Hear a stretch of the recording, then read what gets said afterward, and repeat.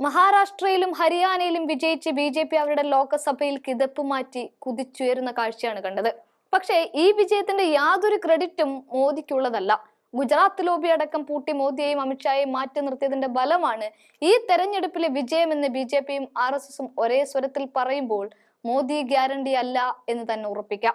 ലോക്സഭാ തെരഞ്ഞെടുപ്പിന് പിന്നാലെ നടന്ന നിയമസഭാ തെരഞ്ഞെടുപ്പുകളിൽ 2 സംസ്ഥാനങ്ങളിലാണ് ബി.ജെ.പി കൂറ്റൻ വിജയം സ്വന്തമാക്കിയത്. ഹരിയാനയിലായിരുന്നു ആദ്യ വിജയം. കോൺഗ്രസ് വിജയിക്കുമെന്ന് ആവർത്തിച്ചു പറഞ്ഞ എക്സിറ്റ് പോൾ ഫലങ്ങളെയെല്ലാം കാറ്റിൽ പറത്തി മൂന്നാമതും ചരിത്ര വിജയം ബി.ജെ.പി അവിടെ സ്വന്തമാക്കുകയായിരുന്നു. ലോക്സഭാ തെരഞ്ഞെടുപ്പിലേറ്റ തിരിച്ചടിയിൽ നിന്നും പാഠം ഉൾക്കൊണ്ട് മഹാരാഷ്ട്രയിലും അത്യുഗ്രൻ വിജയം ബി.ജെ.പിക്ക് നേടാനും സാധിച്ചു. കൂറ്റൻ വിജയത്തിൽ മോദി മാജിക്കിന് ക്രെഡിറ്റ് നൽകുന്ന ബി.ജെ.പി അല്ല പക്ഷേ ഇവിടങ്ങളിൽ ഒന്നും കാണാൻ സാധിച്ചത്.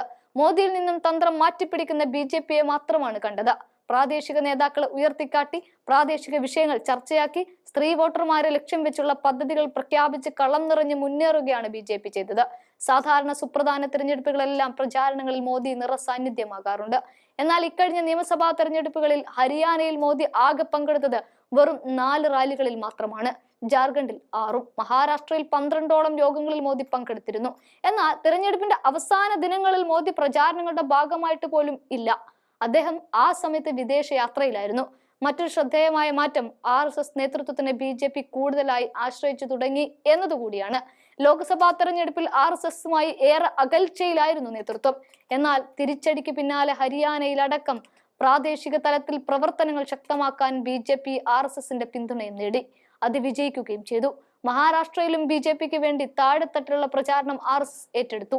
ഇവിടെ ബി.ജെ.പിക്കെതിരായ മറാത്ത വികാരത്തെ മറികടക്കാൻ ആർ.എസ്.എസിന്റെ പ്രവർത്തനങ്ങൾ കഴിഞ്ഞു എന്നതാണ് ഈ ഫലം വ്യക്തമാക്കുന്നത്. ലാഡ്വി ബഹൻ യോജന പോലെ അഥവാ സ്ത്രീകൾക്ക് മാസം 1500 രൂപ നൽകുന്ന പദ്ധതി, സ്ത്രീ വോട്ടർമാരെ ലക്ഷ്യം വെച്ചുള്ള പദ്ധതികളും പ്രാദേശിക നേതാക്കളുടെ ഇടപെടലും മഹാരാഷ്ട്രയിലെ ബി.ജെ.പി വിജയത്തിന് നിർണായകമായി മാറി. മഹാരാഷ്ട്രയിൽ ദേവേന്ദ്ര ഫഡ്നാവിസിനെയും സഖ്യകക്ഷി നേതാക്കളുമായിരുന്നു ശ്രദ്ധാകേന്ദ്രം. ജാർഖണ്ഡിൽ അതായിരുന്നില്ല സ്ഥിതി. അവിടെ മോദിയായിരുന്നു ഫോക്കസ്. ഹേമന്ത് സോറനെതിരെ ഉയർത്തിക്കാട്ടാൻ ബി.ജെ.പിക്ക് ഒരു ശക്തനായ നേതാവ് ഉണ്ടായിരുന്നില്ല.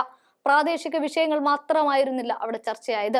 ഒരുപക്ഷെ മഹാരാഷ്ട്രയിൽ തന്ത്രം ജാർഖണ്ഡിലും പയറ്റിയിരുന്നു എങ്കിൽ ബി.ജെ.പിക്ക് അവിടെ മികച്ച പ്രകടനം കാഴ്ചവെക്കാനാകുമായിരുന്നു.